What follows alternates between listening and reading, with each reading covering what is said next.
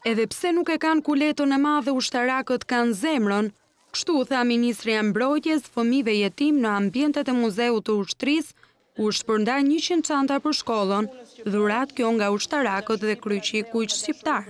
Ushtarakët tanë nuk e kanë kuletën e madhe, por e kanë zemrën e madhe, për hir edhe të punës që bëjnë.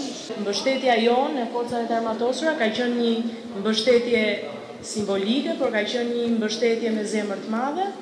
Por jam shumë e kënaqur që mbështetja jonë është përkthyer në dhuratën më domethënëse dhe më të mirë të mundshme, që është një çantë shkolle me të gjitha pajisjet mësimore që do t'ju duhen juve për vitin shkollor, për të qenë ashtu siç duhet jeni, nxënës të mirë, nxënës suksesshëm.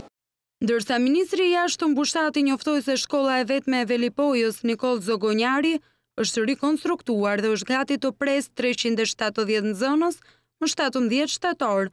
Shkolla nuk ishte rikonstruktuar asnjëherë më parë që nga ndërtimi i saj në vitin 1972.